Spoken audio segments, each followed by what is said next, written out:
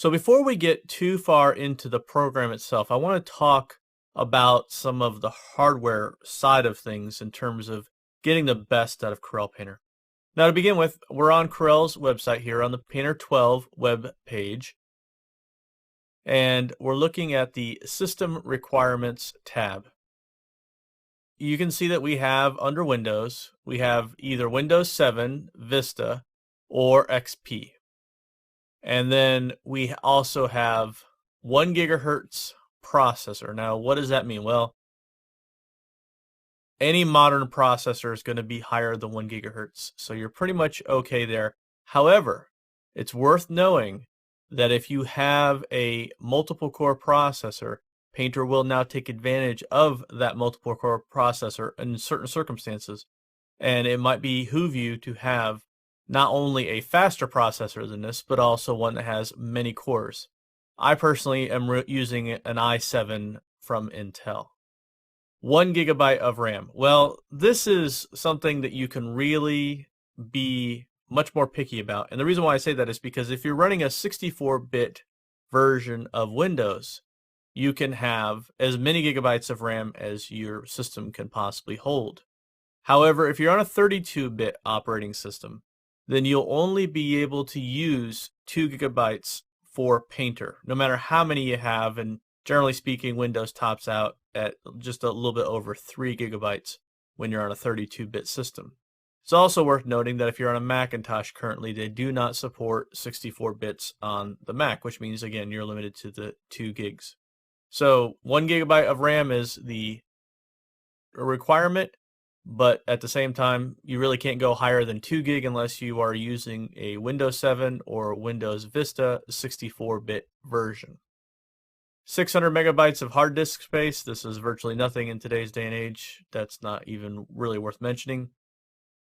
1280 by 800 screen resolution. Now, I don't have the luxury of being able to record at a resolution that is that high or higher for the purposes of creating these videos. I have to record at a slightly smaller screen resolution. And what that means is I'm going to have to make some adjustments to the Painter layout when we get into Painter, and I'll show you those adjustments so that you can make the same adjustments if you want to see the screen the way that I'm seeing it.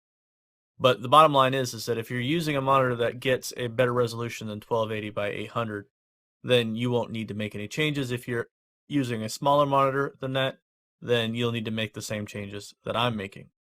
A mouse or tablet. Now, that makes it sound like the tablet is optional. In my opinion, the tablet is not optional. That is a must-have, and we're going to devote an entire video to talking about the tablet options. A DVD drive, and Microsoft Internet Explorer 7 or higher. I'm currently using XP here, so I'm using Internet Explorer 8. I'm actually using Chrome to browse, which is a free browser from Google, but I have Internet Explorer 8 installed on this system. And I also have Microsoft.NET Framework 4 already installed. Otherwise, the installer will install those files as well. If you're on the Mac OS X, you've got the 10.5 or 10.6 with latest revision. And the Macintosh users, they just announced the release of the new Mac OS Lion. So that should be interesting to find out more about.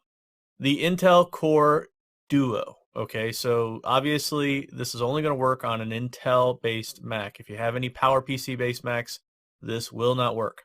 1 gigabyte of RAM, again, 2 gigabytes apply here until they release a patch that will give you access to 64-bit power on the Macintosh platform, at which point you can have as many gigabytes of RAM as you'd like. 300 megabytes of hard disk space for application files, again, not a big deal. The same screen resolution, and again, mouse or tablet. As I said, the tablet is not optional. You do not want to try to use Painter with a mouse. Believe you me.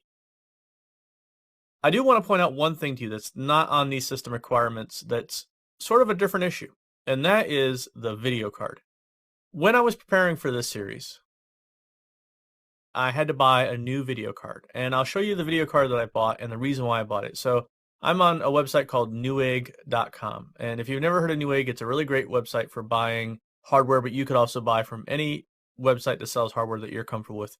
But I'm going to show you where these are on Newegg. So I'm going to go to computer hardware, video cards and video devices, professional graphics video cards, and I always recommend that you do use professional graphics video cards. Sometimes they're referred to as workstation, sometimes they're referred to as 3D class video cards. It's all basically just different names for the same thing. I'm going to go down here to PNY Technologies. Now, PNY is actually the company that distributes NVIDIA cards here in the States. So if you're looking for NVIDIA cards in another country, they might be branded differently, but in America, they're branded PNY. I'm going to choose a PCI Express 2.0 times 16.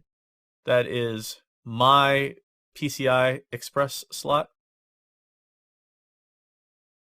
Then I'm going to get the Quadro 600. That's the one I got right here. So as you can see, it's $170 for this particular card. Now, what I can tell you about this card is that it works flawlessly. The reason why I point this out is because the previous card that I had was an ATI card. It was also a workstation card, but I've been having problems with it. And it wasn't a problem with the hardware, it was a problem with the drivers. And particularly, it became a big problem with Painter. So if you're experiencing issues in Painter as far as working with either the demo or the full install, and you're not getting good results, visually speaking, there's a very real likelihood if you're using an ATI graphics card that the drivers are not performing well. I've had problems in numerous programs recently. I don't know if they're going to resolve that problem, but it prompted me to go ahead and spend the money to buy a nice Quadro 600 NVIDIA card from PNY.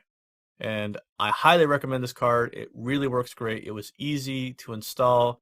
Haven't had any problems whatsoever, and it works great in all of my different softwares, including Coreal Painter 12.